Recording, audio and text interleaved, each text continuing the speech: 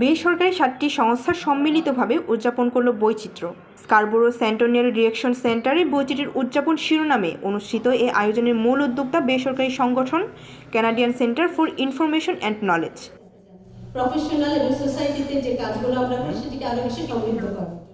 21 September শনিবার সন্ধ্যায় অনুষ্ঠিত এ আয়োজনে কমিউনিটির বিভিন্ন শ্রেণী ও পেশার প্রায় 200 প্রতিনিধি উপস্থিত ছিলেন।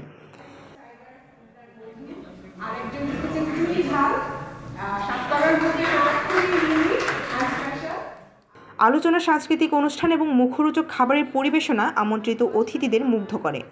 কানাডিয়ান সেন্টারের সাথে অন্যান্য আয়োজক সংস্থাগুলো হলো বিসিএস, বিসিসিএস, বিআইইএস, সিসিবিএস, পিএসইএস এবং এসএডব্লিউআইএস। অনুষ্ঠানটি কানাডিয়ান সেন্টারের মুস্তাক আহমেদ এবং সুষমা সারাফার সঞ্চালনায় বাংলাদেশ কানাডিয়ান জাতীয় সঙ্গীত পরিবেশনের মাধ্যমে শুরু হয়। প্রথমে 7টি সংগঠনের প্রতিনিধিগণ নিজ নিজ সংস্থার পরিচিতি তুলে ধরেন। এখানে আমরা যারা উপস্থিত আছি তাদের একে অপরকে জানার জন্য আসলে শুধু ছোট একটা কৌশল আমাদের। আলোচনা পর্বের সঞ্চালক ছিলেন পেইসের নির্বাহী পরিচালক ইমামুল হক।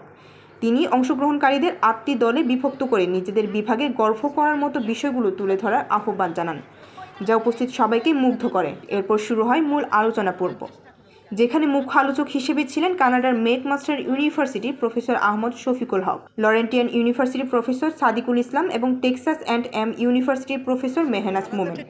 সমন্বিতভাবে আমরা সমাজে কিভাবে আনতে পারি এবং মানুষের আমাদের কমিউনিটির বিশেষ করে যারা নতুন আসছেন বা আছেন একাকী জীবনে, তারা কিভাবে ভাবতে পারেন যে আসলে আমরা একা নই এবং এই সামাজিক সংগঠনগুলোর কাজ হচ্ছে তাদেরকে সাহস দেয়া।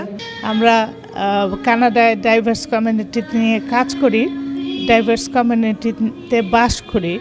তো আমাদের এই ইউনিটি ইন ডাইভার্সিটি এই বিষয়টাকে আরও ইনডেপথে জানা, বোঝা এবং কমিউনিটিতে এই অ্যাওয়ারনেস তৈরি করা অনেক দরকার।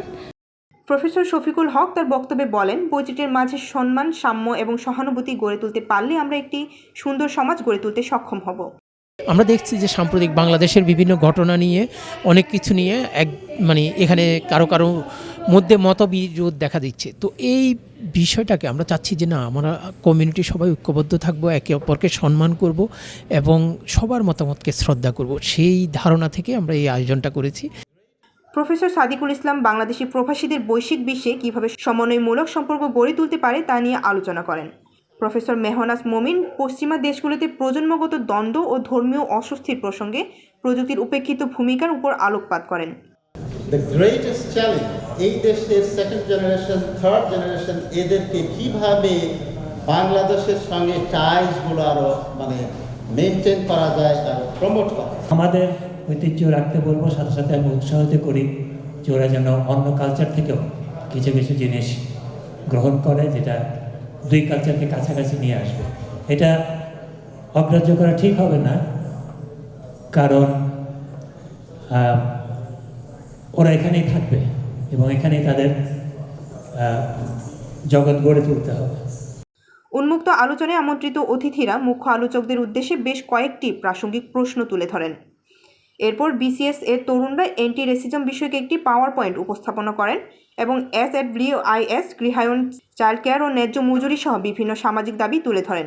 শেষ পর্বে নাট্য ব্যক্তিত্ব অরুণা হায়দারের টিম আকর্ষণীয় দুটি নাটিকা প্রদর্শন করে, যা দর্শকদের বাড়তি আনন্দ দেয়।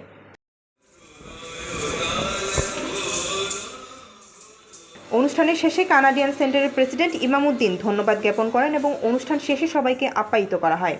এই আয়োজনের মূল লক্ষ্য ছিল কমিউনিটির সদস্যদের মধ্যে ঐক্য বজায় রাখা, বৈচিত্র্যের প্রতি শ্রদ্ধা ও সম্মান প্রদর্শন এবং কমিউনিটির উন্নয়নে দলমত নির্বিশেষে একসাথে কাজ করার প্রেরণা জাগানো। ভবিষ্যতেও আয়োজক সংস্থাগুলো এ ধরনের অনুষ্ঠান আয়োজনের আশা প্রকাশ করে।